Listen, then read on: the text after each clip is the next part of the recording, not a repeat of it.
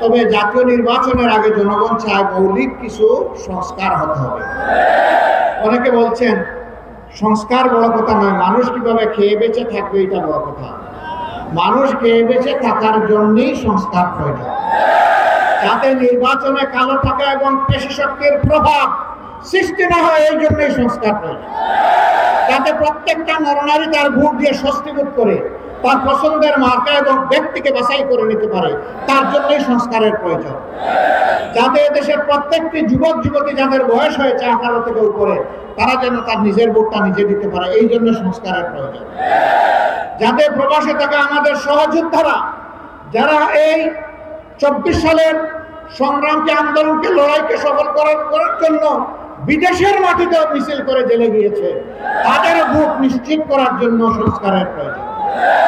এই সংস্কারগুলো মৌলিক সংস্কার করেই তারপরে যে ভোটটা দেওয়া হবে, যে নির্বাচন দেওয়া হবে, সেটা হবে অর্থবহ। আমরা ওই নির্বাচন যথাসময় হোক সেটা আমরা চাই। সরকার এইটা নিয়ে গড়িমসি করুক বা লেন্দি করুক, এটা আমাদের কাম্য না।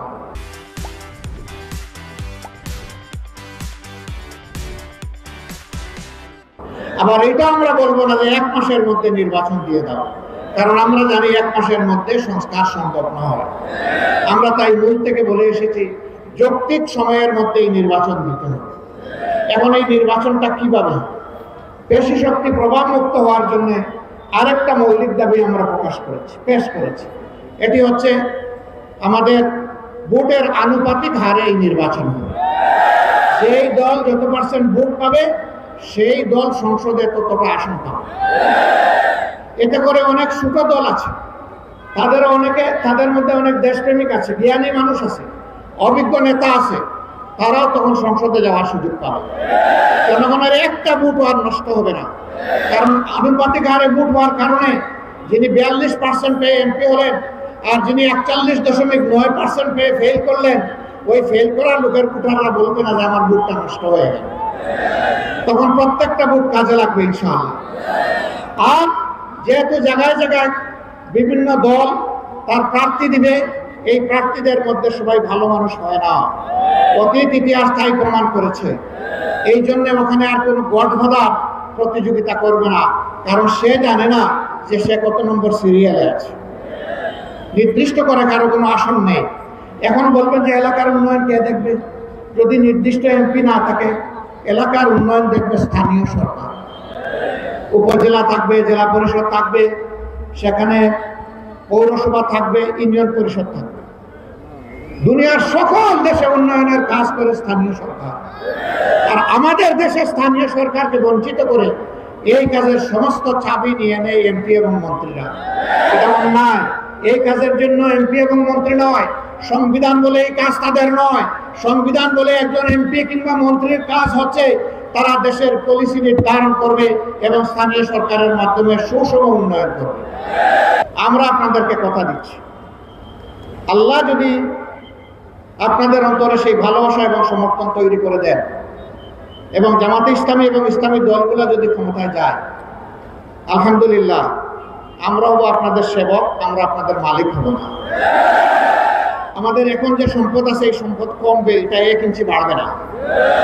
কারণ তখন খেদমত করতে গিয়ে শুধু রাষ্ট্রীয় তহবিলে হবে না, আল্লাহ তাআলা বাপদাদার যে তহবিল, নিজেদের যে সঞ্চয়, ওখান থেকেও আমরা খরচ করতে বাধ্য হব।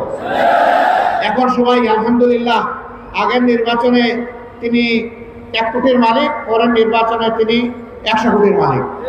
এটা হবে না ইনশাআল্লাহ, এটা হবে না ইনশাআল্লাহ, এটা হবে না ইনশাআল্লাহ, এটা হবে না। আমরা আল্লাহকে ভয় করবো, এই জন্যই হবে না।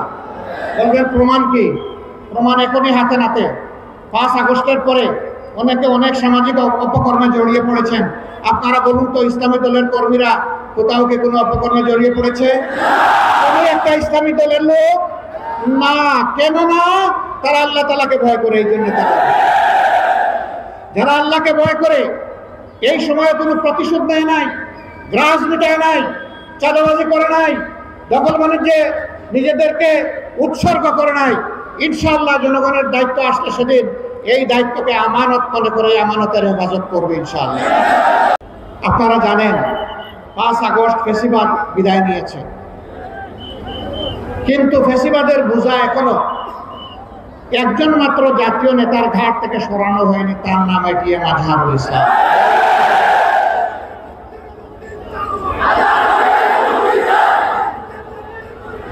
আমরা আশা করেছিলাম তার উপরে যে জুলুম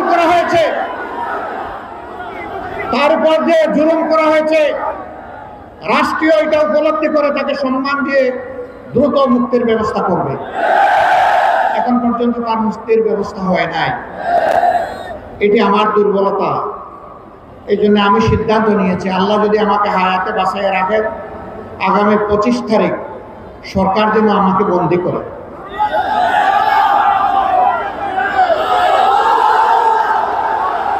আমাদের প্রিয় আজহার ভাইকে, মজলুম আজহার ভাইকে জেলের ভিতরে রেখে আর বাইরে থাকতে আর ইচ্ছা হয় না। ওনাকে ছাড়েন, না হয় কমপক্ষে 3 কোটি মানুষকে জেলে রাখার জন্য প্রস্তুত হয়।